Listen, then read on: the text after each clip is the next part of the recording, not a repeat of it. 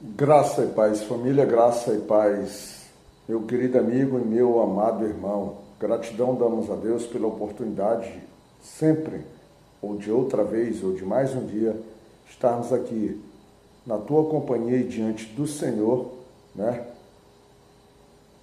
Analisando as Escrituras para fazer uma meditação, buscando entendimento, ou buscando uma compreensão de como devemos decidir ou tomar decisões importantes para a nossa vida, né? As nossas decisões, elas são tão importantes porque elas devem buscar agradar ao Senhor, ou seja, devem buscar se alinhar à sua boa, perfeita e agradável vontade. Espero que você esteja dentro desse princípio. Hoje, dia 9 de agosto de 2024, vamos fazer uma meditação no livro de Deuteronômio, capítulo 26, versículo 2, diz assim: Então tomarás das primícias de todos os frutos da terra que trouxeres da tua terra, que te dá o Senhor teu Deus, e as porás no cesto, e irás a um lugar que escolher o Senhor teu Deus, para lhe fazer habitar o seu nome. Temos aqui algo importante e interessante, porque temos aqui uma relação de dízimo, né? Nós temos uma relação de dízimo, nós temos uma relação de para onde você deve levar o dízimo, você tem uma relação para quem você deve dar o dízimo, a quem você deve dar no sentido de entregar o dízimo, e nós temos uma relação também, quem é o dono desse dízimo. E poderíamos dizer que também temos uma relação de origem, o porquê você recebe esse dízimo, ou você entrega, devolve esse dízimo. No primeiro momento, começando pela última questão, nós podemos afirmar que o dízimo, ele provém daquilo que o próprio Senhor já te deu, né? Porque ele começa o versículo dizendo que tomarás das primícias de todos os frutos que te dá o Senhor, da terra que te dá o Senhor. Ou seja, os frutos, ou a produção, ou a primeira produção, vamos dizer assim, a primeira safra agrícola, né, daquela terra, que quem te deu foi o Senhor, então o dízimo sai de lá. E o dízimo, ele tem uma concepção, nós podemos entender, ele tem uma concepção de retribuição, vamos dizer assim, de gratidão, de confiança. Por quê? Porque você está trabalhando pelo seu sustento, você está trabalhando para juntar coisas, você está trabalhando para, vamos dizer, ter uma vida material confortável, e você pega parte do seu esforço. Você já tem governo que já comeu ali uns 25% a 30% inicial, uma carga tributária nossa que chega a uns 40% pelo menos ali. Então você já tem um governo que te toma 40%, e você tem um Deus celestial que, em tese, se aplicássemos o mesmo princípio, também te tomaria pelo menos 10%. E o interessante é que ele te toma 10% em cima de tudo que você recebeu, ou seja, em tese da porção inicial, né? Então nós falamos aqui sobre governo e sobre fazendo os seus recolhimentos de impostos, mas na verdade o dízimo deveria, ou pelo menos num princípio, ou numa consciência primária, antes do governo tomar a sua farpela, que é quase impossível, é quase impossível a gente tirar alguma coisa que seja antes do governo, principalmente se você for um trabalhador formal, o dízimo ele deveria impactar antes, certo? Então, é um processo de confiança. Para onde levar, ele fala para onde o Senhor escolheu. E hoje nós temos visto que onde o Senhor escolheu parece que temos milhões de casas, porque são milhões de igrejas, são milhões de locais.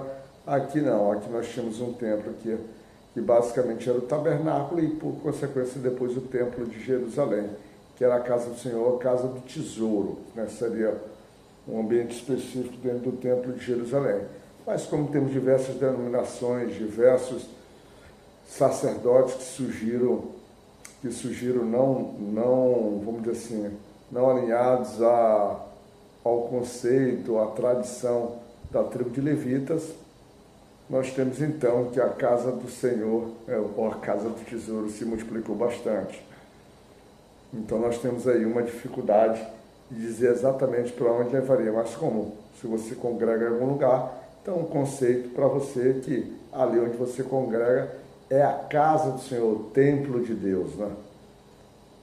Você com certeza vai pegar esse conceito e vai aplicar dentro da sua congregação, dentro da sua igreja, ambiente local. Não estou dizendo que esteja errado, eu estou dizendo que hoje é assim que funciona. E os sacerdotes a quem você deveria entregar seria, aqui nesse caso, os levitas aqui, os sacerdotes, hoje são representados pelos nossos amados e queridos irmãos, que são os administradores, né, da casa de Deus ou das igrejas tradicionais, né? Homens íntegros, homens retos, homens justos, homens que têm, vamos dizer assim, que têm um direcionamento, tem até mesmo, vamos chamar o dom, né, ou o talento de poder administrar as coisas de Deus, tendo de Deus a percepção, tendo de Deus o direcionamento, a sabedoria para saber onde, em que lugar, em que momento nós deveríamos, nós não, eles como gestores ali da obra de Deus no sentido das finanças, onde estaria sendo mais necessário para que a obra do Senhor alcançasse. Pelo menos é uma ideia que deve-se ter, né? Nós bem sabemos que na vida prática, essas pessoas que normalmente hoje estão à frente das lideranças das grandes igrejas, dos grandes ministérios, ou dos grandes nomes agora que se divide, né? Cada um com seus grandes ministérios, eles conseguem prosperar muito mais do que um salário. Se tornam pessoas muito notáveis, se tornam pessoas que são contratadas, ou seja, são muitas as concepções, mas o dizimista, ele não deveria ter uma preocupação quanto a isso. Quem deveria ter essa preocupação, quem deve ter essa preocupação é o próprio Senhor, a fim de mostrar qual seria uma nova ordem nesse sentido, ou depois aplicar o seu juízo, a sua ira sobre aqueles que mal administram os recursos da casa de Deus, né? Tomando como princípio hoje que todas as nossas igrejas são casa de Deus e não mais o templo de Jerusalém, especificamente, né? Nós temos também, dentro desse processo então, que num entendimento primário, nós não deveríamos, como dizimista, ter a liberalidade de aplicar, ou seja, dizer se leva, se não leva, ou se faz caridade, se doa, se ajuda alguém sobre o dízimo, porque o dízimo deve ser levado à casa do Senhor e é do Senhor, ou seja, você devolve aquilo que não é seu para o Senhor. E além dos dízimos, aí você tem todo lado das suas ofertas, né? Que é uma outra parte. Então, são princípios iniciais que hoje nós temos dificuldade, não. As igrejas, por mais que repitam, inclusive hoje tem diversas igrejas que não aplicam mais essa linha do dízimo, aplicam um pouco mais a questão da linha das ofertas, né? Que também é uma responsabilidade muito grande, porque as ofertas, aí a gente pode dizer que parte do próprio coração, né? O dízimo, a gente pode dizer que parte de uma obrigação, porque o Senhor diz assim, essa relação ela é criada no texto ali de Melquisedeque, né? Mas é muito provável que a história não bíblica, mas a Bíblia traz uma prática, um ato que já deveria se aplicar em outros povos bastante tempo, porque aparece simplesmente Melquisedeque e nas todas as versões que eu li aqui, ela traz que Deus deu a Abraão o dízimo de tudo, mas na minha Bíblia que eu tenho, que é a Bíblia Almeida Revista e Corrigida, nessa parte, lá que está em Gênesis 12, 20, né? Versículo 20, é isso mesmo? Deixa eu procurar aqui. Gênesis 12, versículo 20.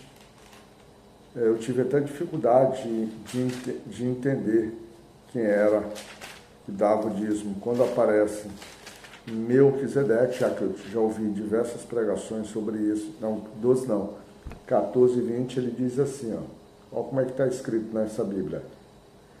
Ele está dizendo, ó, desde o 18, e Melquisedeque, rei de Salém, trouxe pão e vinho, e este era sacerdote do Deus Altíssimo, Melquisedeque.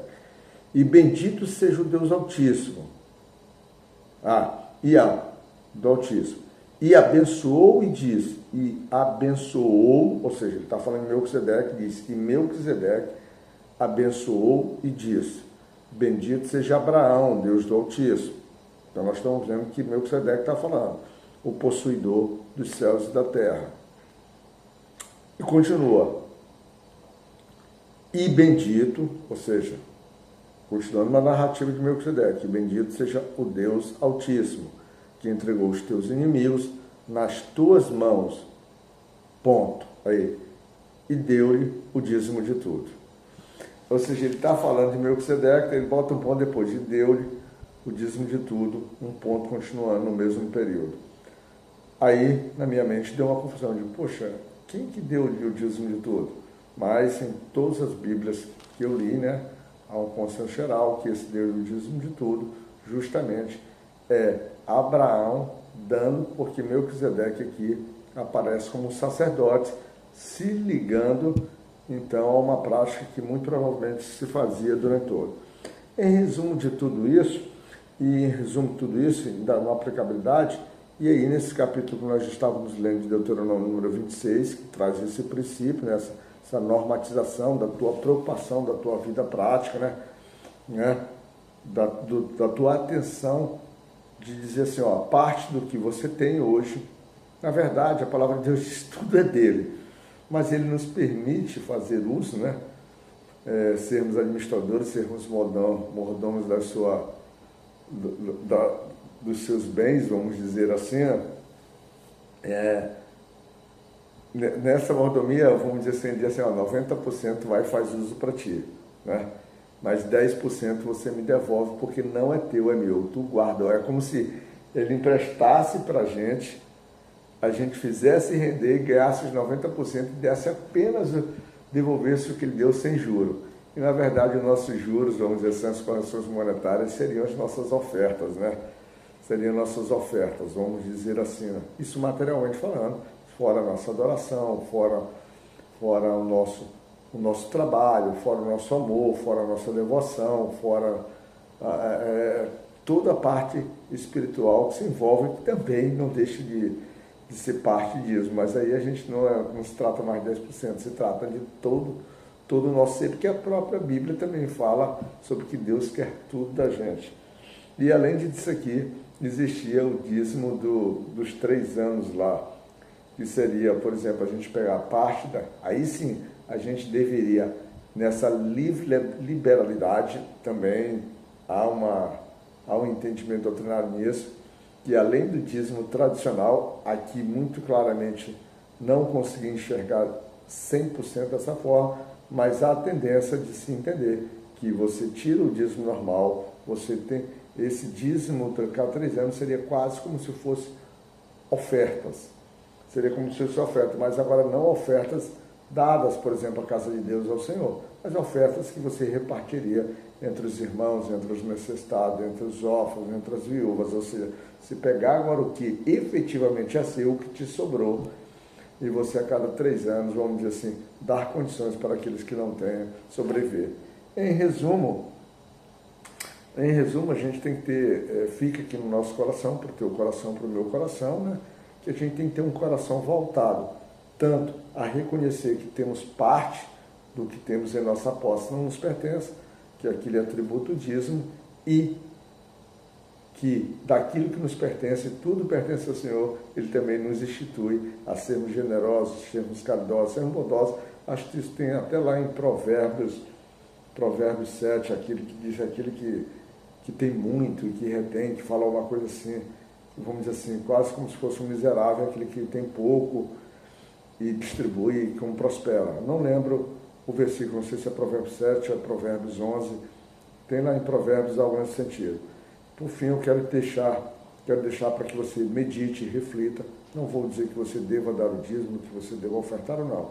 É a palavra do Senhor que te comunica, é a palavra do Senhor que determina no teu coração. E aí você, como forma de gratidão, você deve procurar praticar, porque o livro de Deuteronômio vem nos trazendo que nós devemos aplicar, fazer, cumprir os mandamentos do Senhor, como assim Ele estabelece. E aí, estabelece. E se a questão hoje, os dízimos foram ou não foram banidos, para os nossos tempos de igreja, isso é uma outra linha doutrinária que algumas igrejas defendem que sim e defendem que não. Existem princípios que estão aqui dentro da Bíblia. Agora, cabe a você, irmão, nas suas meditações, buscar no Senhor como Ele vai preencher o teu coração para que você possa agir na tua vida prática, tá bom? Sexta-feira de bênção, sexta-feira de paz, sexta-feira de luta, sexta-feira de combate, mas principalmente sexta-feira de presença e de companhia e de, vamos dizer assim, se manter ao lado do Senhor, tá bom? Deus te cuide, meu irmão.